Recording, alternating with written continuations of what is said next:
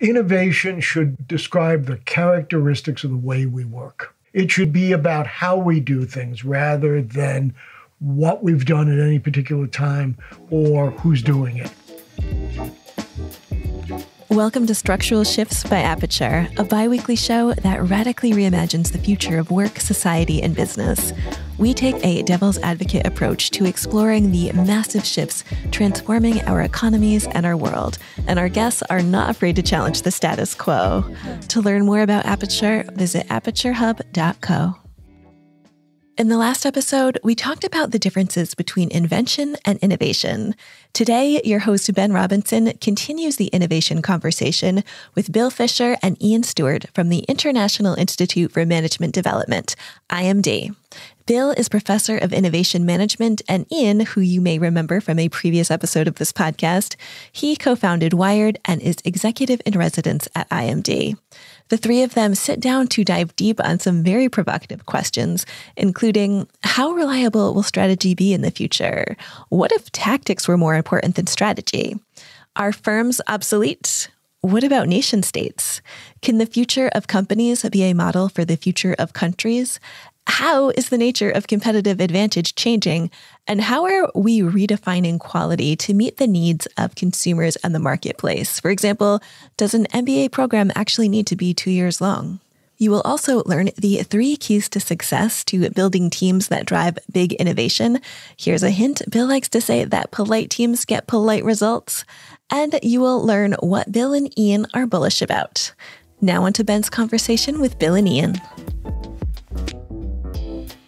We are at IMD to interview Bill, and Ian is here to make sure I get the very best out of this podcast. So it's going to be a joint interview and more of a conversation than anything. But starting with teams, is team a noun or is it a verb? So it's Bill? A verb. Okay. Without a doubt. Incidentally, thank you for coming over here. Thank you for inviting us to be part of this. This is great fun. I always forget to do that. So yeah, thank you for coming on the podcast.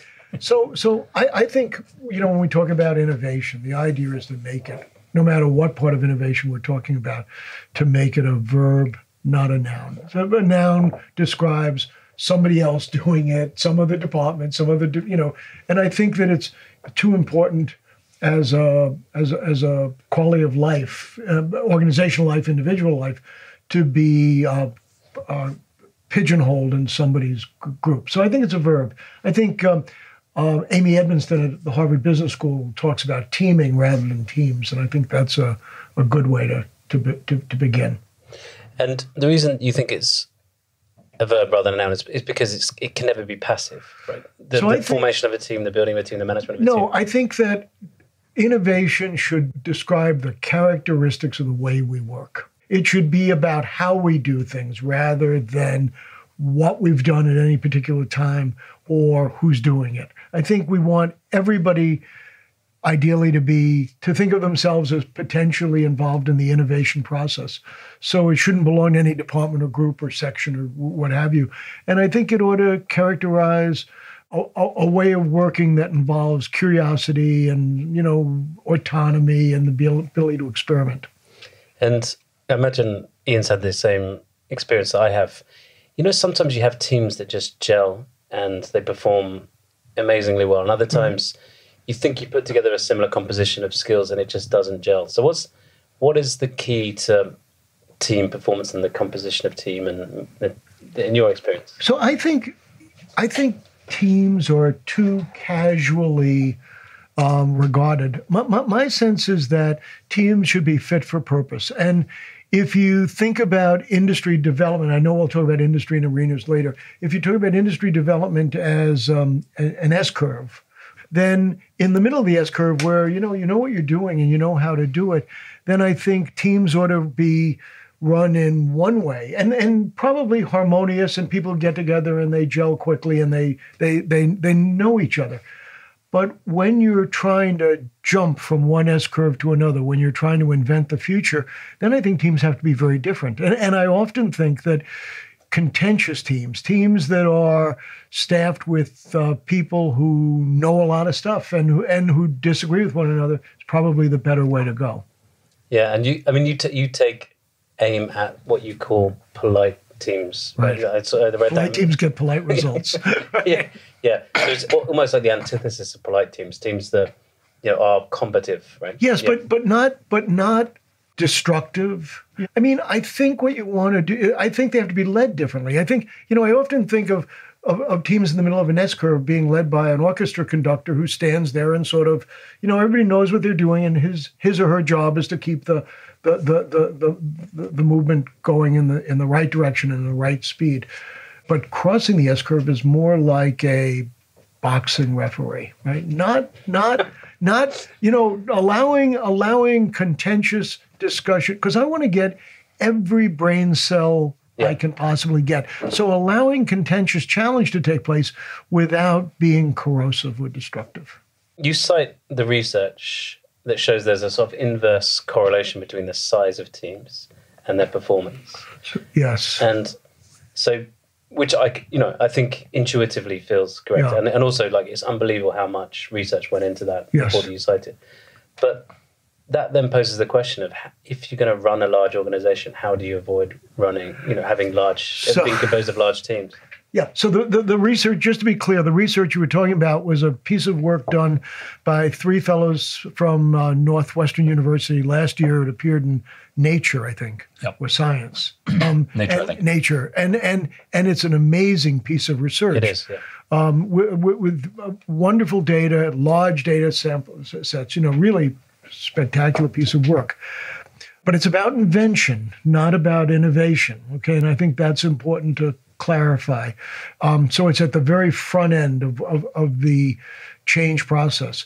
And I think what we see there, for me, the thing that was so interesting in their results was that at some size, team size over 5, once you start bringing every person you bring in reduces monotonically the level of novelty in the expected outcome. So that's extraordinary. I mean, the more people, the more conservative we become.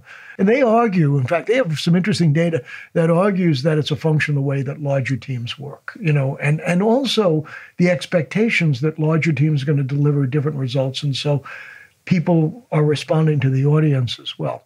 What clearly comes out of that is that smaller, if you have your preference, if you're able to do it, smaller teams are better than larger teams. And they have more autonomy as well. So I think that's rule 1 about thinking about teaming is, how small can I do this, and how end to end can it be, and how autonomous can we fashion this thing?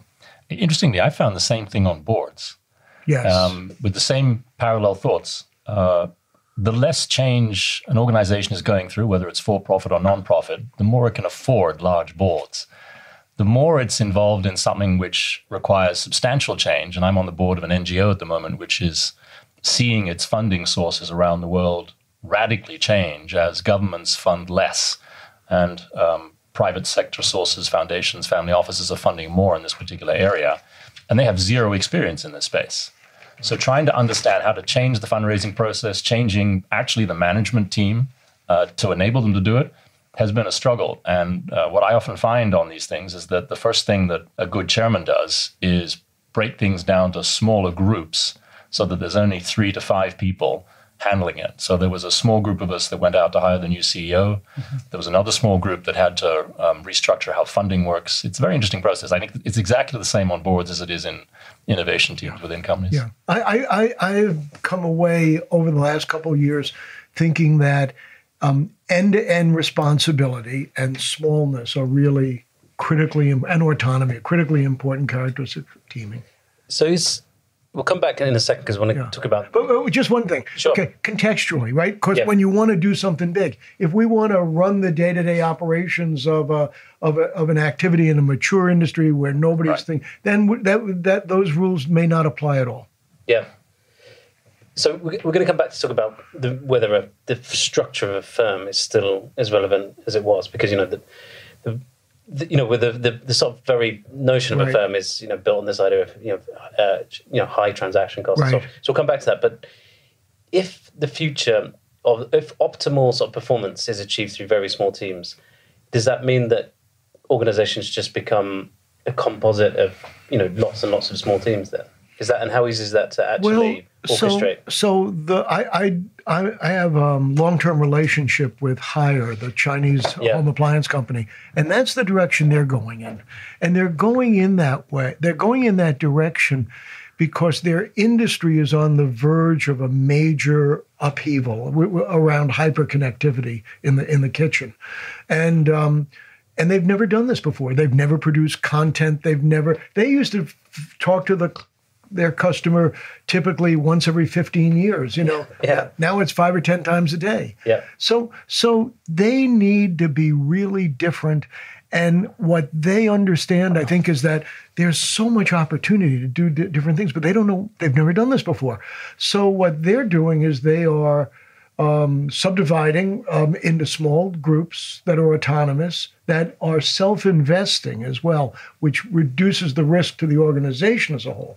And they're allowing people to take chances. And they're, I think the belief is that, we're going to be in the right place at the right time, not because we're smarter, but because we're taking more chances.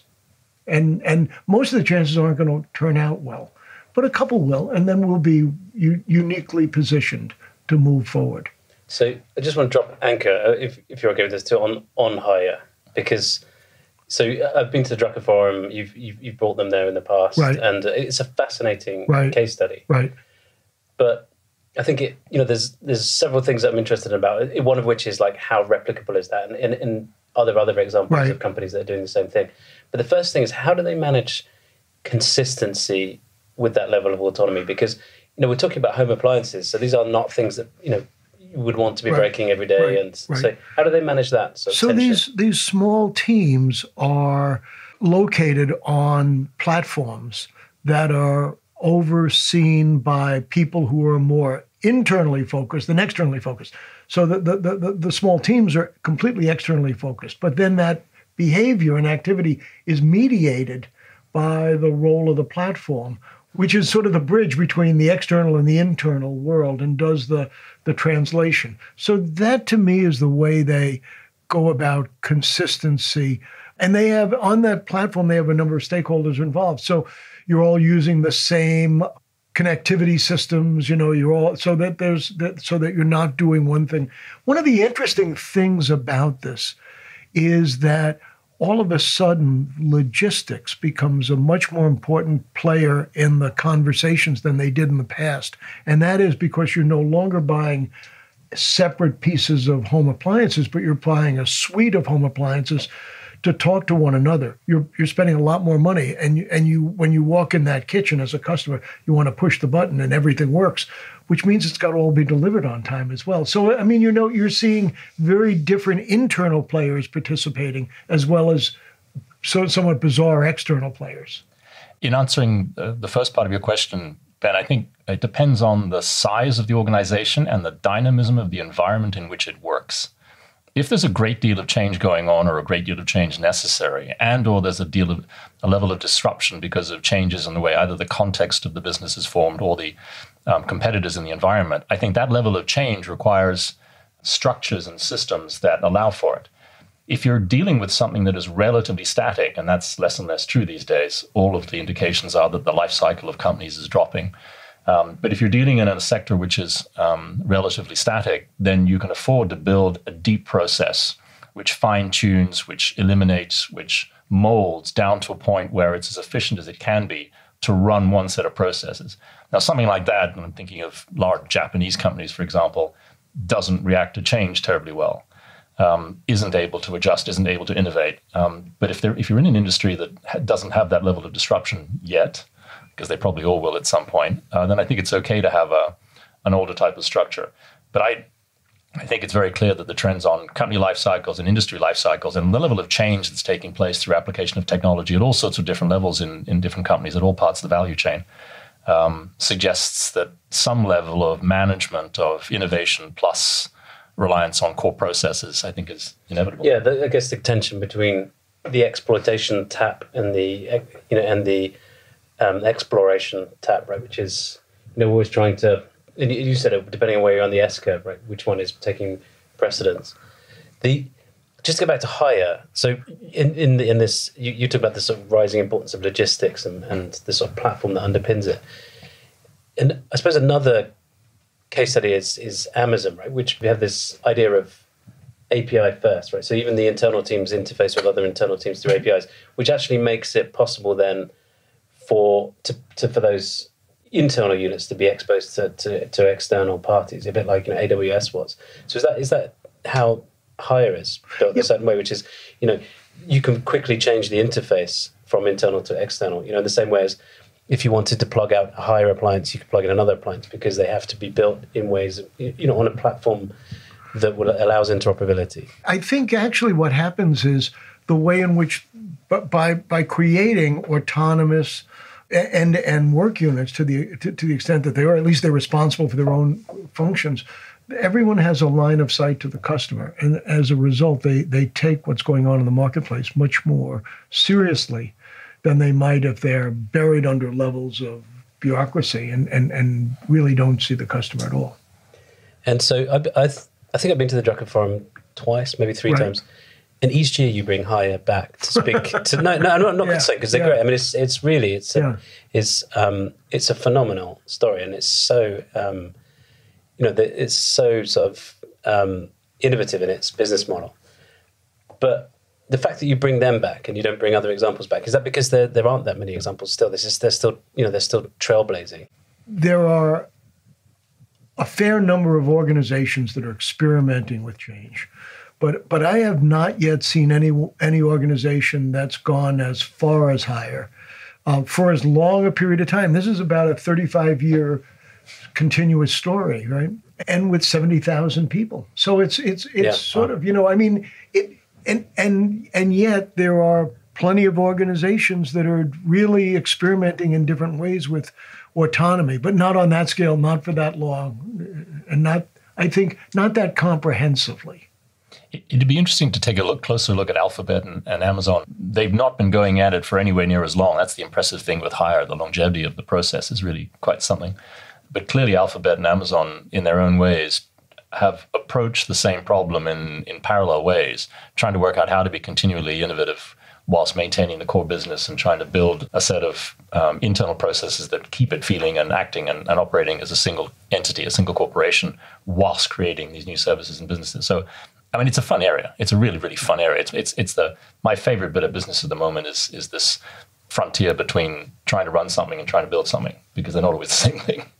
And the boundaries between these organizations blur because where's your focus and where's your allegiance and where's the center of activity occurring, and that's interesting. And the other thing that I have always been fascinated by at Hire, and it's probably because I gotten to know the chairman John Ray Min so well, but he talks a lot about giving up control, right? Not amassing control, but giving up control, because that's the only way the organization can move responsively fast enough, and that's interesting to watch an organization trust its people to get on with the job. So in terms of lessons learned, I mean, one of the fascinating things is, home appliances, this is quite a capital intensive business. Yes. And so I can get how you can sort of, you can devolve down autonomy for decision making, because you want the individual units to be quite responsive to changing customer demands and so on. But how do you devolve down capital allocation on that scale? That's a big problem, and it means probably, and I'm watching some organizations try to deal with that. It means that the sizes of these organizations are arguably going to be much larger than the small groups that are interacting on the frontier of the client-facing type of thing. But it doesn't mean you can't do it. It doesn't mean that a group of people can't run a large asset-intensive operation within a manufacturing framework, or run the manufacturing framework itself. I mean, that can be done. It requires a different degree. It's a different size, and it's a different degree of involvement engagement. I think it's also a different approach to risk. If one's trying to allocate capital in areas that are less well known by the existing management team, I spend my time these days often going backwards and forwards between French organizations and American organizations, or whether they're Canadian or US. And there's a very different approach to a decision about whether to invest in either a process or new technology.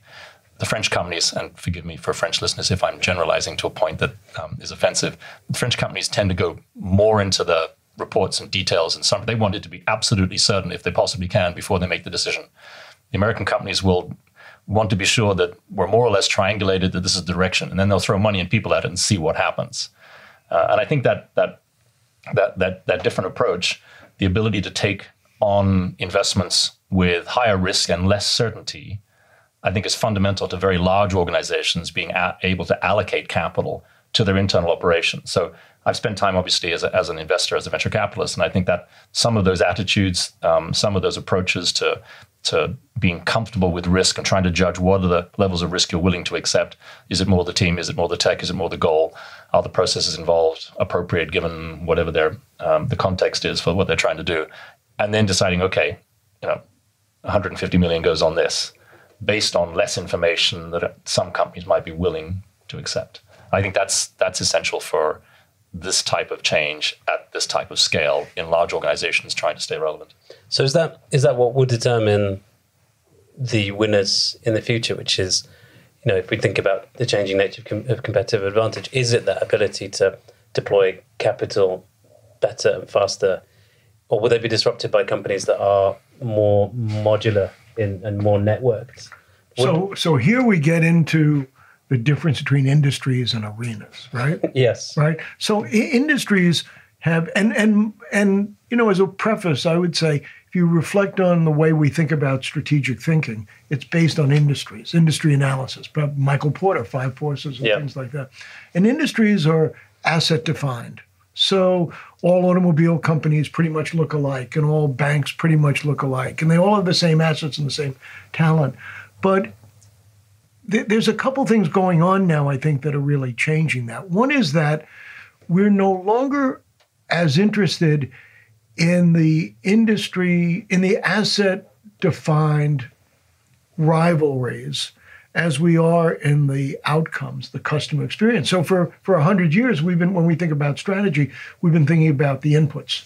Okay? And now we're thinking more about the outputs. And I think that's a function of business model innovation, and the ability of a whole generation of entrepreneurs who have decided that they don't have to have those assets, or they don't have to have those engineers. They can go out and play in the customer experience game and access the assets and talent that they need some other way. And they'll differentiate themselves on something within the business model that everybody's been aware of for a long time, nobody else has taken on.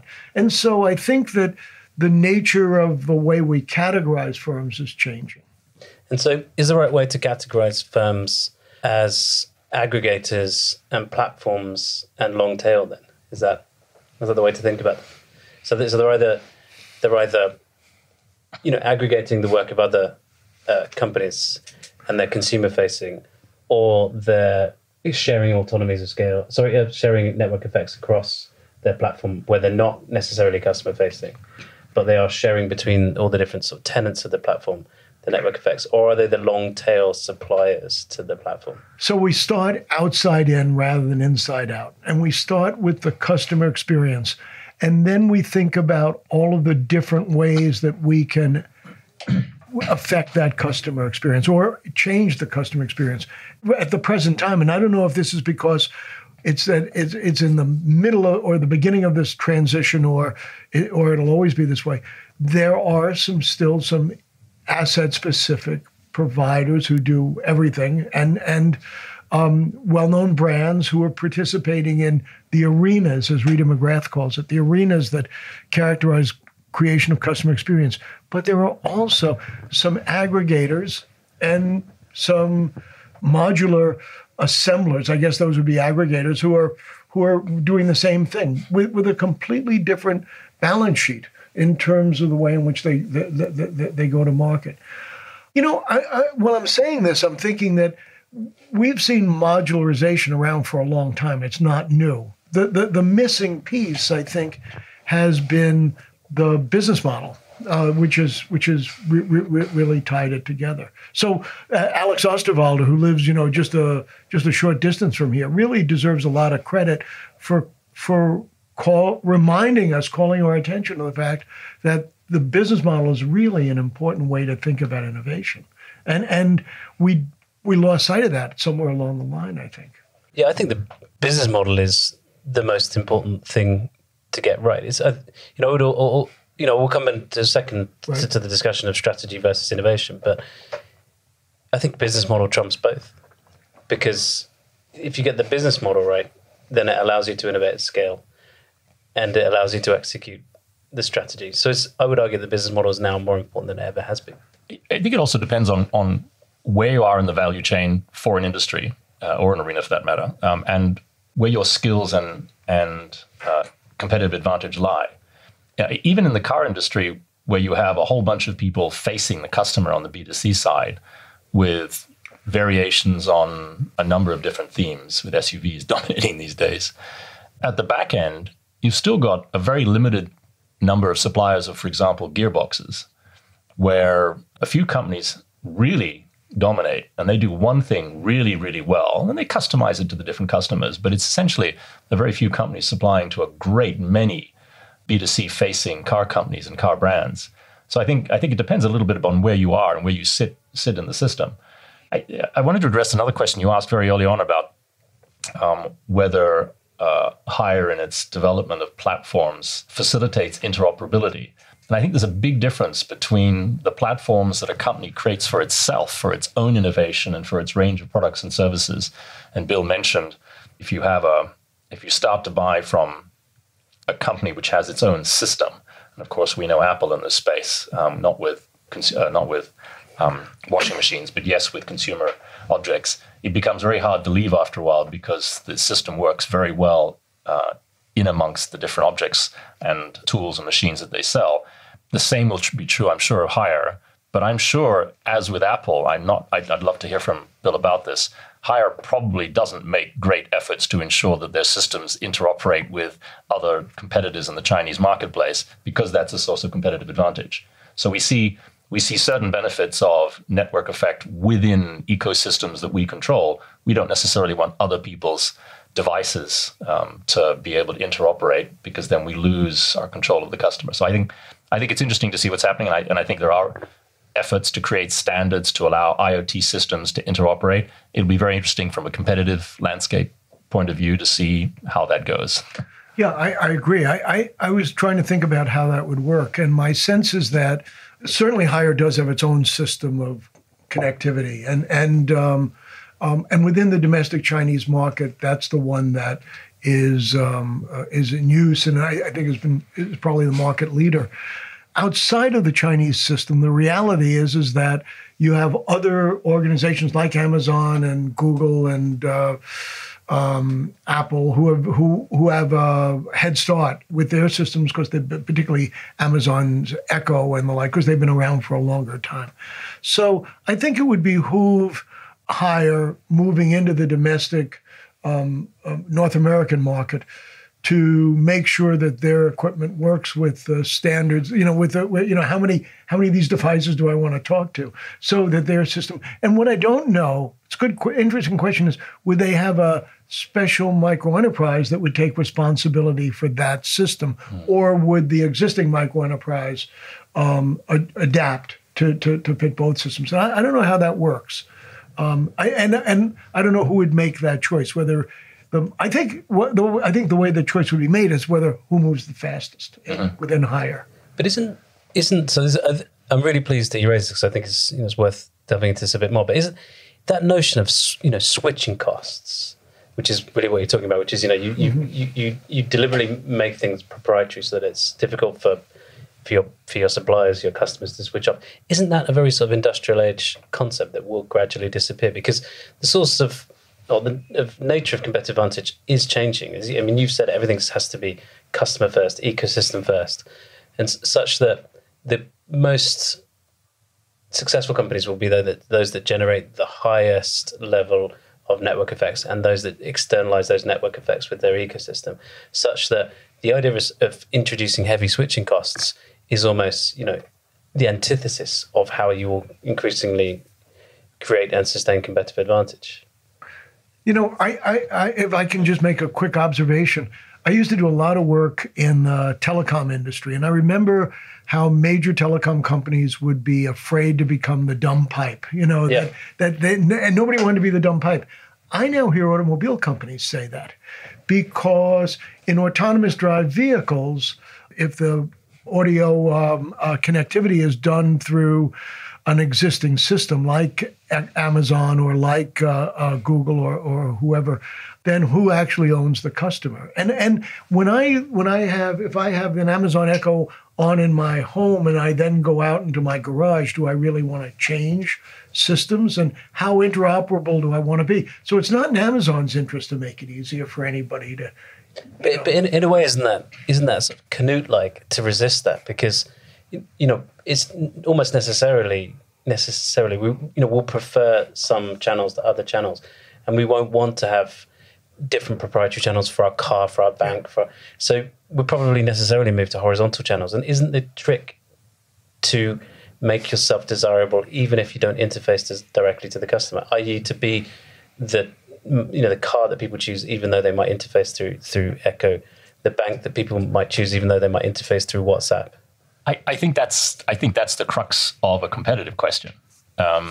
If you think that there is going to be the potential for a horizontal network effect integrated system across multiple brands, then you target that.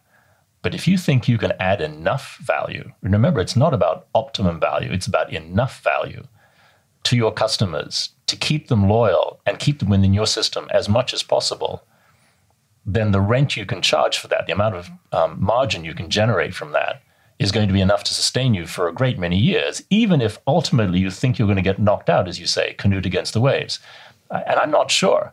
I think this is a classic problem that every company and every industry faces at some point, open or shut. And I don't think it's a given that everything's going to be open. I really don't. So it's an interesting exercise in legacy thinking. What's legacy thinking? What isn't, right? Right. And it also calls into question the enduring power of brands. Is there enduring power of brands, or will brands fade in what Charlie Fine would call fast clock speed industries, where there's a lot of turnover? Where brands have prospered in slow change industries, would they also prosper in fast? Can you make them do that? And if you can't, then how fast do you move to get out of that constraint, right? And I think that's a really interesting question about. So the way I sort of see platforms working is if I'm doing a proprietary system that allows my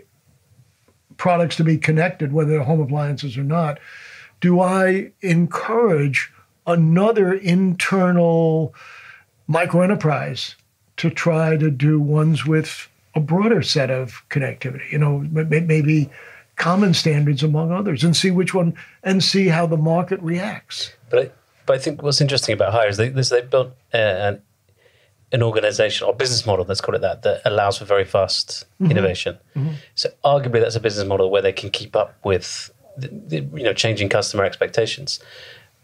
But most companies can't. And most companies, I guess, need to in-source innovation from other people. Right. And so I don't know if Hire can innovate fast enough, particularly as it expands into more, into a larger arena. Right. But isn't that the question, which is, how your need to work with others depends on how fast your end market moves. And to talk about something else that you mentioned in your writing, you think this is the sort of new age of Edison. Are there slow-moving industries anymore? I mean, you could argue that electricity was a slow-moving industry, but that's undergoing massive change, right? So what is a slow-moving industry, and can anybody afford not to adopt an ecosystem model? So, so I think there are industries that wish they were slow-moving. But my sense is, if you say there are no slow-moving industries anymore, which I don't think we're there yet, but I think we're in the not too distant future. Yeah. And we're moving into unknown areas of rivalry where we have broad arenas with many different types of approaches in that.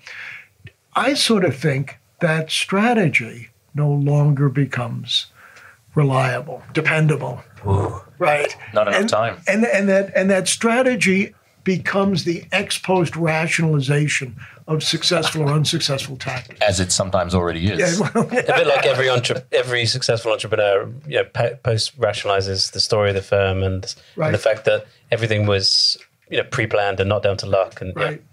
And every country writes its own history. You only have to compare the English, the British, and the Chinese histories of certain parts of Southeast Asia to see. What if we managed as if tactics were more important than strategy? And I think that, in a sense, we're doing that. I agree. I think Hire certainly uses it. Yeah.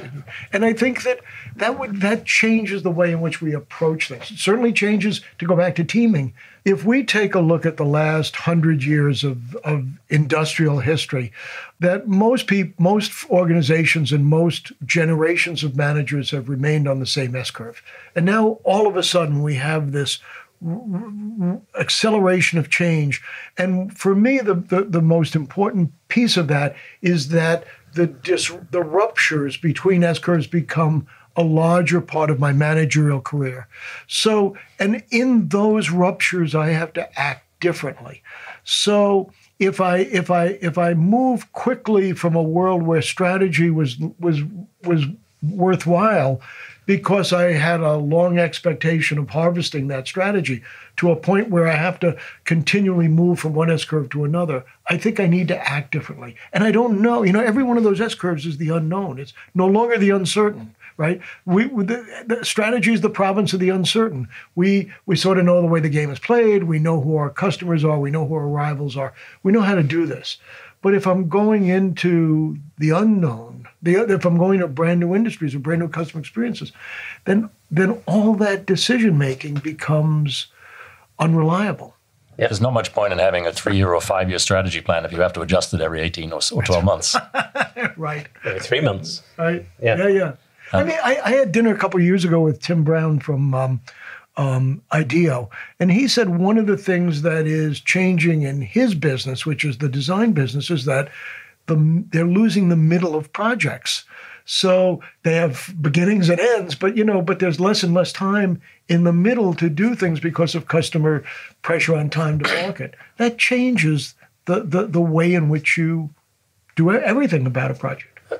So taking that same idea of losing the middle, is that not what's happening to strategy, which is it's sort of bifurcating between, on the one hand, setting the company vision and mission and, trying to manage the company culture and put in place the right business model, which is stuff that doesn't change very often, versus the polar opposite, which is the rest of strategy just becomes introducing as few constraints as possible and allowing the company to be as innovative as possible. Yeah. So my view is that change is continuous and accelerating, but in corporate life, organizational life is episodic and remains episodic. So they're always going to be out of sync. The problem is, how do we speed up the nature of organizational life so that it's more in tune with the outside world, change in the outside world? And for me, that means that we have to, and this is not unique, this is another lesson from Hire, is we have to resist linearity and sequentiality in the way in which we work. This is a parenthesis which takes us out to a different field, but I would argue the same is true for country governance as it is for corporate governance. I think a country like China that still does 5-year plans struggles when things change very, very quickly in large ways. How repeatable a process can innovation be? Because you wrote a book called Idea Hunter, which is forgive me for sort of oversimplifying it, but it's a great book. It's a great book. It's a great book, and it cannot be simplified in a simple line. But this idea that there is a formula, right, for continually coming up with good ideas, and which by extension sort of means that the same company or the same individual can continue to be innovative. Right. Yeah. Design thinking, lean startup, things of this nature are procedural. And I think what they are is procedural in a way that reduces the linearity in the innovation process. So the old innovation funnel, right? Yep. The old innovation funnel was completely inside out. It was all about our numbers and our, right, rather than the customer experience. Completely inside out, was completely linear in the way in which the stage gating processes worked. And for me, the biggest danger was that, or the biggest cost was that learning took place at the end. And what I think we're doing with lean startup and design thinking and the variants thereof is we're trying to move to a slightly less linear process where we do more testing along the way, prototyping, and so the learning is moved forward. We don't have to wait until the end of the experiment.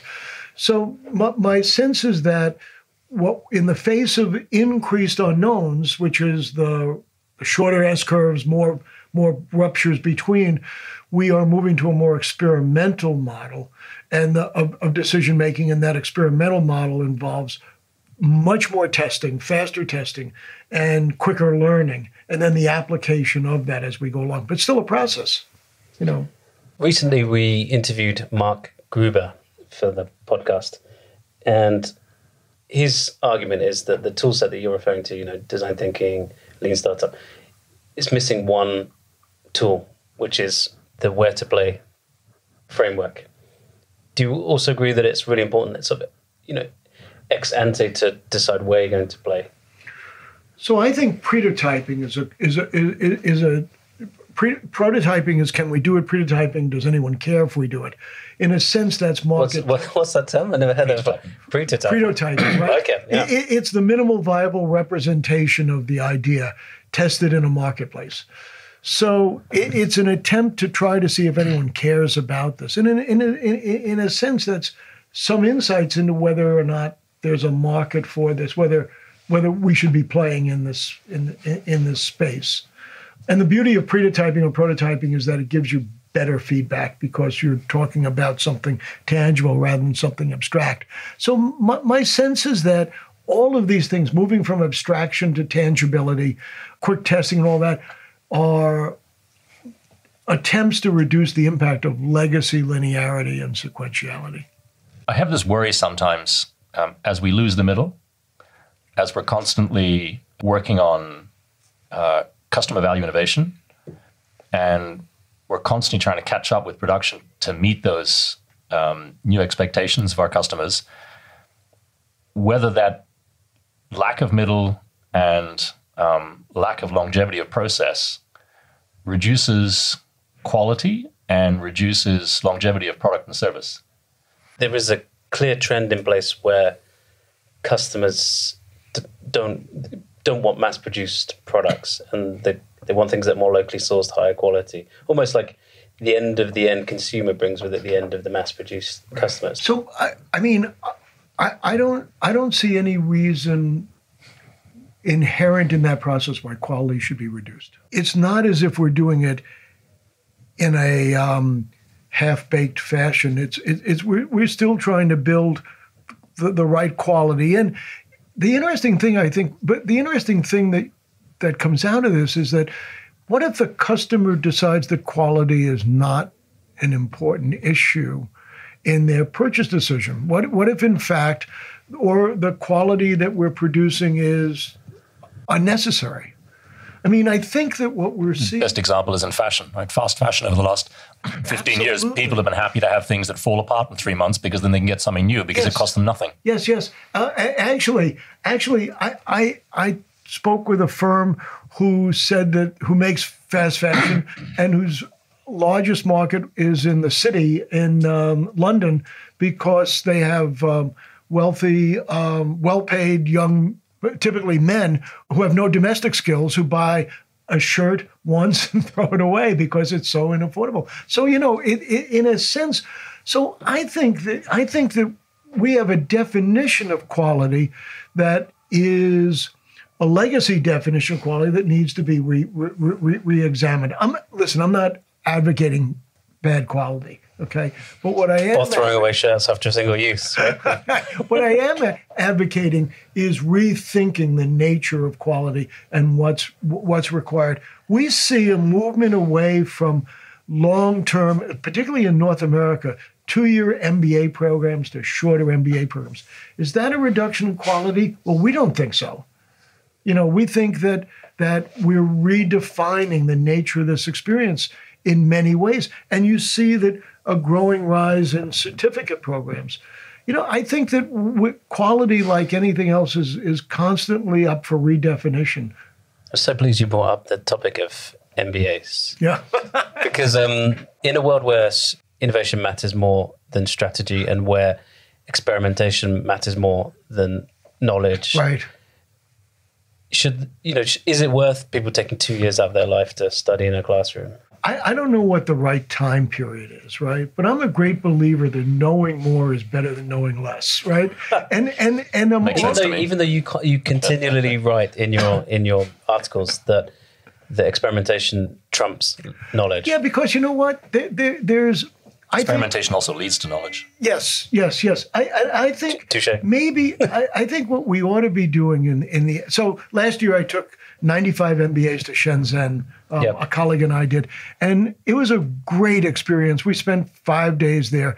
It was about learning, not knowing. Okay, so I think more and more of education is about how do you engender the curiosity to seek things out, and then how do you learn? How do you what do you do to learn more? Because in the future, going back to the rapidity of change in the S-curves, in the future, what you know will be less valuable than how you learn. And is that what you are increasingly teaching then? Yes, I think so. How to learn rather than... Yes, I think so. I think what we're providing is frameworks and vocabularies that make it easier to learn and make it easier to share learning, scalable learning. But I think that more and more those frameworks are around or have change at the center rather than stability at the center. So I'm looking around at your bookshelf here. So we're in Bill's office, and as you can imagine, you would expect of a professor's office, it's full of books. And I'm just trying to count how many of these books have the word firm in them. And my question to you is the firm still a irrelevant concept, or is it obsolete? Because the firm was all about grouping people under one entity, A, because transaction costs were high, and two, because it was about systemizing production. And so you needed to organize tasks into organize work into repeatable tasks with formal hierarchies. And everything we've talked about so far suggests that every notion I just mentioned there is obsolete. So is the firm obsolete? It's a good question. I think... You're going to have to throw away many books if it is. I think in the spirit of how we started this conversation, organizing is not obsolete. Correct. Okay? Yep. Teaming is not obsolete. The construct of the firm may, in fact, need to be re-examined. And earlier you talked about how we think about organizational size and how that's changing. And I think that's really true. And that's probably true in the nature of the firm as well. The motivation for the firm, the corporate nature that tends to be associated instinctively with the firm, all of those things probably need to be rethought and redefined and re-examined, questioned. But I'm not sure that organizing itself is a bad idea. So we've nearly got to the point where we delved into the Chinese question, and we've constantly held ourselves back, but I think we're ready now. But maybe let's start through the prism of the idea of the nation state, which is, if the firm needs radical overhaul, does the nation state require the same? Ian? So I guess referring back to my earlier comment about the difficulty of having 5-year plans in a world that changes every 3 to 12 months, I think the general answer is yes to a degree. I think a lot of the things that still glue people together, culture and attitude and history remain, and they remain important. I think what's interesting today is that the nature of citizens' relationship to their country is changing, and it depends on where they are. I've said in public before that I think that the relationship between capital cities of a lot of the world's, certainly Western nations, but including places like Beijing and Tokyo, less so Jakarta, bear more resemblance to each other. These places bear more resemblance to each other often than they do to their own hinterlands. Yeah. And I think, therefore, that the term nation state's interesting because I think there's a difference between how large capital cities, large busy cities, whether they're officially the capital or not, are very, very different to the countryside from whence they came. You only have to look at the Swiss referendums to see how different the voting is between cantons in the center of the country and the cantons that touch the outside world. But also, if you look at the voting for Brexit, you look at the voting for many major cultural and or country changes over the last 10 years, I'm thinking of the US as well as UK, but also Venezuela and Brazil and elsewhere, we have a dichotomy taking place. We have a dichotomy appearing very strongly between big cities and the rest of the country. So I think that's one dynamic which requires change in governance of the country's concern. But it's also about the relationship between countries across the board. I haven't been for a long time a big fan of things like United Nations, but the purpose of the original League of Nations made sense. And I wonder now, within the context of the changes that are taking place inside countries, whether we need better relationships across countries. If higher is the future of the firm, very large conglomerations of largely autonomous independent units that collaborate, that are brought together through logistics and data and so on.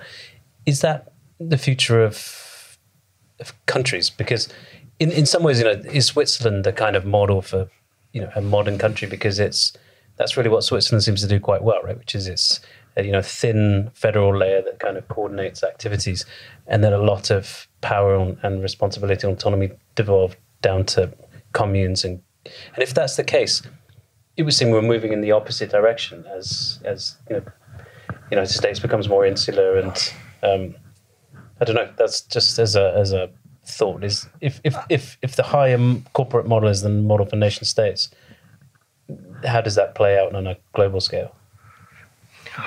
It's hard for me to answer this question. I think that you can duck it. When I was much younger, I thought that the nation state would fade and that multinational corporations would become. This is 100 years ago. Multinational corporations would become the real powers that move the world. But they failed. They failed because of inefficiency. They failed because of greed. They failed because they did not take the interests of everyone into account. So if you look at today's too shareholder focused. I wonder if it's changing with the move to stakeholder focus rather than shareholder. But yes, I agree with you. Right, and I certainly don't see any change coming out of Silicon Valley with these new age sorts of organizations. I think that the biggest problem I think that we have in so many countries is the income disparity that exists and the inability for some people to have futures. So I think what I do think is interesting in the example of Hire is that, first of all, they trust the people. And I think Switzerland does that as well with the way in which the voting takes place on everything, right? So there's a great deal of trust in people to be effective participants in a political process, and there's a very clear focus on what they want to achieve. And there's been 35 years of consistent trust in the workforce and a belief in the talent of the people there. And I think that over time, what that's done is that's led to the ability of people to advance their own situations. To become people who normally would have been in a traditional organization would have been on the margins of society because they lacked the educational credentials or because they lacked the connections. The ability to be autonomous and to start things on a small investment has allowed, smart, hardworking people to succeed. So that's a good outcome. I'm generally a great believer in the notion that small is better for structures, not just in times of innovation, but also because of the nature of the way people treat each other in small structures versus big structures. I think smaller structures are healthier in interpersonal relationships, whether they're in organizations or societies. I'm going to take a twist on your question, as I am wont to do, Ben. I am not sure that there is an optimal model visible yet for country governance, because I think it's context related, in the same way I think that the optimal model for company governance is also context related, partly speed, partly size, partly environment. I think I'm going to twist it and say that my faith, both looking at history and looking around me, but I'm slightly biased in this because as someone who starts companies, I believe in the power of the individual. I'm going to say that I think it depends a great deal on leadership. Just because one country has a leader that people are unhappy with doesn't mean the structure of the country or the systems within it are wrong. Similarly, I think because a country is successful, I think one has to look terribly closely at who's driving the success, both over time and currently, to understand whether it's the individuals that are within that structure that are making something unwieldy work, or is it the structure itself which is predisposed towards producing good leadership and therefore good results. I'm more a believer in good leadership, whether it's in corporate environments or in country governance, than I am in the structures, because I've seen bad structures work and I've seen good structures fail, both in corporates and in countries. So I care a great deal about leadership. One of the reasons I spend so much time at the school, one of the reasons that I like coming back here, and something I very much enjoyed about my time when I was here, was it's about leadership. It's about creating good global citizen leaders. I think that's crucial. I think I wouldn't put my faith in structures. I would put my faith in individuals. I agree with that. I think that that we need to look at the role of people to be able to play a leadership role, not only at the top of the organization, but throughout the organization. And my sense is that when we work with organizations who aspire to be like Hire, to adopt some variation on Rendonry or one of the similar models, one of the problems we run into almost always is that they're unprepared to give autonomy to their people, and the people are unprepared to accept autonomy if it's given to them, right? So, and that's largely because the perception is that leadership doesn't take place throughout the organization.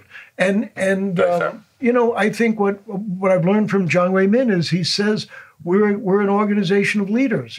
These people are all running small businesses, some of which are not so small, many of which are quite successful, and that needs to be reinforced. And then I go back to the ideal example, and one of the things Dave Kelly used to say was his job was, as CEO, as the leader, was to reinforce the confidence of the people in the organization to make the right decisions. But I think you're also reinforcing my point about the fact that if you don't have a leader like that, it's not going to happen in the organization. That's right. It is important for the leader to be aware that they need leadership at all levels of the organization. So if we go back to the broader innovation question, for me, I'm a big believer in top-down leadership. Not dictatorial, not oppressive. But if you don't have strong top-down, self-assured top-down leaders, then you cannot allow bottom-up to occur, because the leaders become intimidated or threatened by the suggestions. So you need people at the top who are secure in their own confidence and who are enthusiasts for autonomy. And so that's going to determine how organization boundaries get set and how they operate. Is that how you would define the leadership in China? Well, that's a very different level of complexity. I think, and it's a political leadership. I don't know, could I make that? I don't think that's the role of political leadership in any country that I know of. But I do think it is in more, in more. But leadership at a country level is just as important, is it not? Oh, yeah, I think so, too. I think Bill's referring to the systems underneath. The complexity of politics in any country is such that you can't necessarily assume that everybody's united in a particular goal or vision, because there are many visions and many goals. You have competing parties, you have competing people within parties, you have systems within the systems, you have autonomous bits that fight with each other. This is what business people that become politicians always underestimate, isn't it? Yeah, right. Yeah, absolutely. Yes. Yeah. You do get, I think there are certain types of people who run businesses who have the capacity for this openness and this ability to deal with complexity underneath them that might survive in that environment. But it was the reason why not to have generals running countries too. If you're used to a certain type of hierarchy and an assumption about how the orders would flow down and follow what was required by the top, then that doesn't work in almost any political system that I'm aware of. Other than the fact that you both work at IMD, another thing that sort of unites you both is that you lived for a long period in China and you witnessed the economic miracle that has taken place over the last 30, 40 years. Is that economic miracle stalling? And if so, why? So I think there are some structural issues that have to be, that everybody has known about for a long time. Starts with the demographics of the country. You have an aging population. I think that's not going to go away in the short run. I also think that it's proven harder. You have an economy that was built originally, the modern economy, starting in 1979, 1980, built on export with an export orientation. It's harder to build a domestic market. It takes more time and the like than anyone thought. It's happening now, but it's been a while. So my sense, and the other thing is we build an export oriented economy, you sort of hope that your customers are going to grow, and we're not. The rest of the world is not growing either. So I think that there are important, what I would call structural and demographic reasons for the present slump. To add to that, there's also a natural cycle. They've gone through an extraordinary expansion with all the funding coming in from overseas and the growth in population and the extraordinary improvements internally to allow both, I'm not going to say the defeat of poverty, but the huge reduction in the numbers of people surviving on very little. So I think the governance of the country is in a place that's so large and so complex has really been quite extraordinary over many years. But we're now at a stage in their own cycle where there are other things to be sorted out. There's slightly less capital available. There are concerns overseas in terms of how the country's perceived. Internally, there are questions about the way the country's governed and the way certain decisions are made, which partly happens when things slow down and there isn't this sense that everybody can do fine and it doesn't matter what the government's doing because we're all going to be better off than we were before. I think all of these things lead to a natural slowdown. I don't think it's something I would worry about from a global perspective. There is the issue of the internal debt problem and the fact that and the possibility that the non-performing loans in some of the larger regional banks are never actually going to be paid back because the developments have been made. But I think those are structural issues, which again people are aware of both in China and abroad. And it's not the first time. And it's not the first time. No, and actually, if you look at the history, their history is so far a lot better than say Argentina. So I'm not worried yet about China. I mean, could I joke? So I think so. I first moved to China in 1980. I've been there every year since. If you look at China through that period of time, what has happened today would have been unimaginable in 1980. Absolutely unimaginable. Quite extraordinary. Right. And so I think, one of the great headlines of the late 20th century, early 21st century, but certainly late 20th century was the movement of China, the development of China into a modern nation state. And a modern nation state, I don't think it could have happened if it was just individual provinces working in an autonomous fashion. So I think you need that they needed that galvanizing force. Since the onset of the one-child family policy in 1980, you could forecast that there was going to be a plateauing of growth in the economy due to the reduction of people of consuming and producing age. That we're there now. I have also learned never to underestimate what the Chinese people can do, and my sense is that China will come out of this fine. I think I would not short China at any point. Do you think China's ready to overtake the US? I mean, I don't think that's important. I think, first of all, what numbers are we going to use? We could argue it forever. I think the fact is that China has modernized to a point where it's a global geopolitical, economic, technological power. And I think that's the accomplishment. But in a way, the US, and you could argue whether this is a trend that will be sustained, but the US right now is becoming more insular, right? It's not rejected globalization, but it's pretty close. Well, yeah, but elements of the society have. It's retreating from international organizations. It's retreating from globalization. Does that mean that China steps in and becomes the global superpower? Because you said it doesn't matter, but that matters, does it not? Well, I think China is a global superpower, and I think that the preeminent. Yeah. Preeminent. Again, it depends on what preeminent means. Yeah. I think my hearts and minds versus economy and dollars, I think, are very different things. Yeah. And China's much more interested in the latter, right? The Belt and Road Initiative is about creating markets for exports and Chinese business, versus there's also a sense of history in the Belt and Road Initiative. And there are different things going on there. But and China, again, I don't think either of us are here ready to speak for China. But what we can see is a concern at different levels of government for how the company's viewed, as much as, even though they pretend it's not so important, how the company's viewed, how it builds its own systems internally, how it helps its own people, and logically so, given how recent and massive the changes have been, it's obviously more concerned with ensuring that things are fine within China than without. And so it's not really, I haven't seen any politician attempting to create a global leader role, either as a politician or for the country, because there's always been this sense that we worry about our problems. We don't interfere with other people's problems. We don't want other people to interfere with our problems. I don't think there is this wish to have this role of leading global adjudicator over people's issues, other people's issues. Yes, perhaps the US did play that role for a while, and yes, elements of US society wish to be less involved in other people's issues for a while. But I think Bill's right. I think it's the wrong question. I think what's interesting now is to try and work out what the new world looks like with a few large stakeholders, a few smaller stakeholders, and very different ways of measuring impact and influence in the world today, partly because of the difference between network effect and military effect, and partly because it is about ideas and concepts as much as it is about the ability to control a seaway. Right. I think we'd all be better off if the U.S. and China were in an amicable relationship.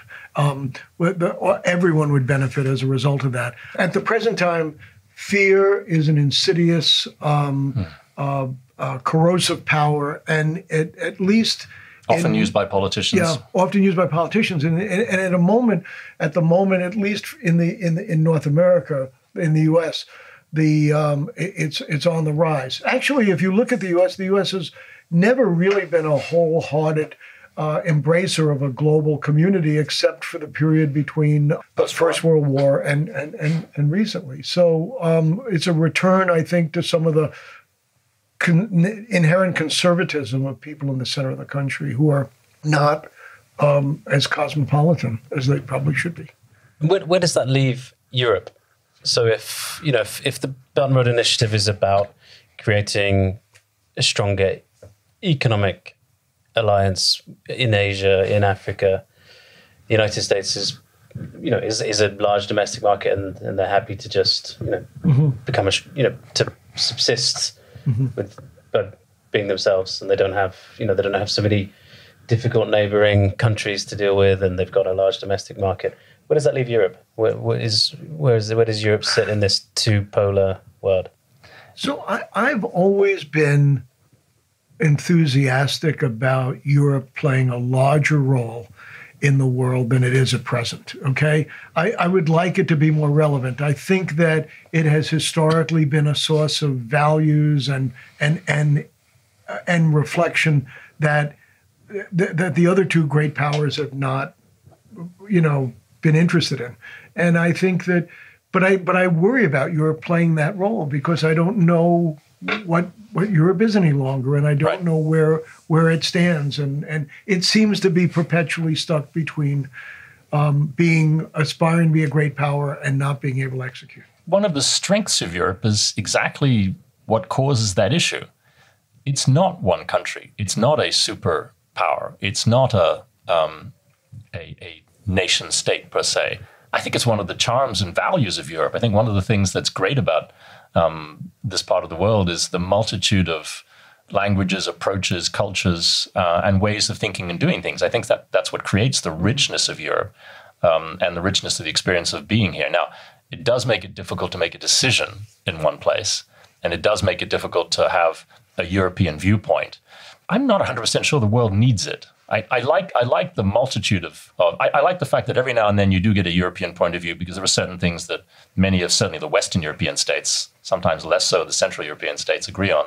I think I quite like the variety of discussions that take place about any points that are in Europe. I like that diversity of opinion. I think it's what is the charm of Europe.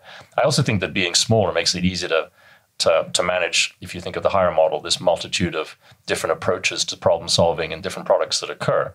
I think if there was a uniformity of... Doesn't that require a thin federal layer to sit above it? Which is kind of devolving as we speak. We kind of have a thin federal layer. The question is how thin it gets.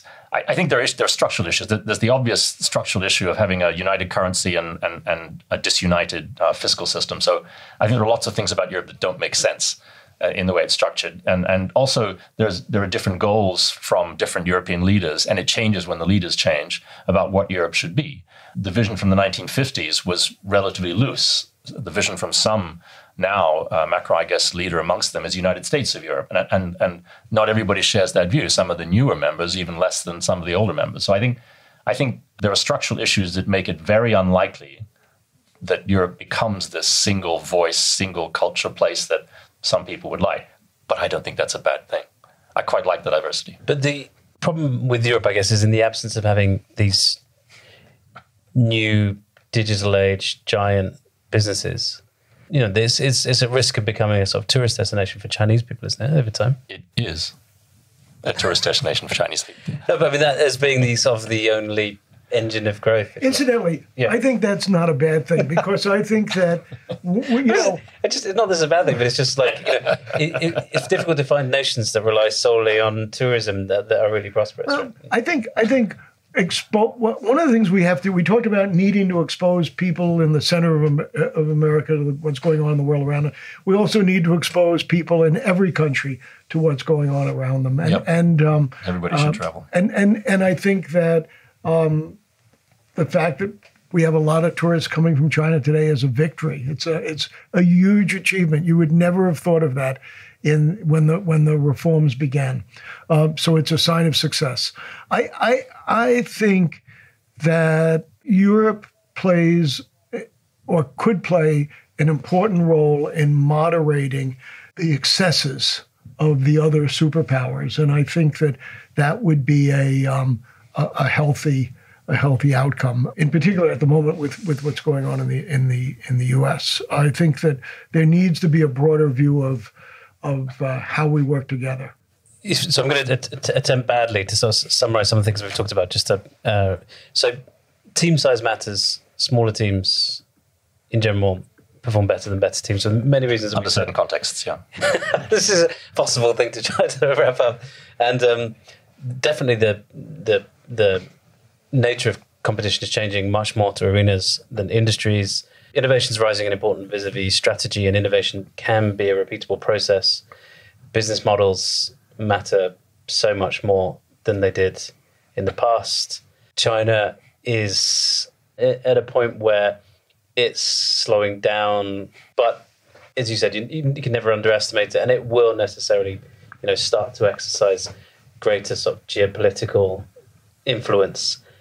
My last question to you both is that I think you could argue that we're at a point in history which is, almost like pre-Reformation, right, where we've got, China is like almost the equivalent of like discovery of the new world, right? At the same time as you've got massive change in information flow with the internet and so on. And I want you to be bullish for a second and say, what's positively will the world change from this point on, starting with you, Ian?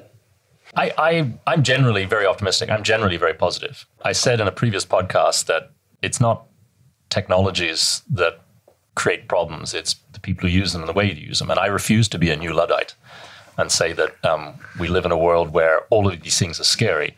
I wish Elon Musk wouldn't keep saying that AI is going to harm us all. I think because of our ability to see more, know more, understand more, I'm totally in agreement with Bill that knowledge is helpful and experimentation leads to more knowledge. We simply are better able and better equipped than we ever have been to understand complexity and come up with solutions for it. And so even if individual leadership or geopolitical regional issues or changes in demographics create challenges for both countries and the world as a whole for the next 20 to 50 years, I I am totally a believer that we now are better equipped than ever before to face those challenges and come up with solutions. And I'm very excited to see what happens. My daughters are now at an age where they're entering the sphere at 26 and 28. One's in private equity, one's running her own company. And I love the way they talk and think about the world. And I'm really looking forward to seeing what that generation comes up with. So I am absolutely an optimist.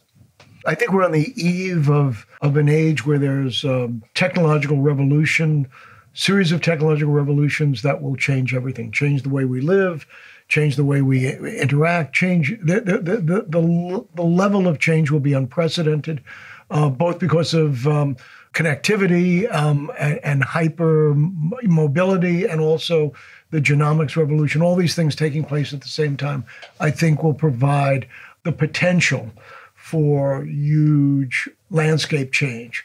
What I would hope is that our organizations are up to the challenge, and leadership, that they are able to recognize the opportunities, move fast enough. And this is why the teaming issues that we talked about are so important.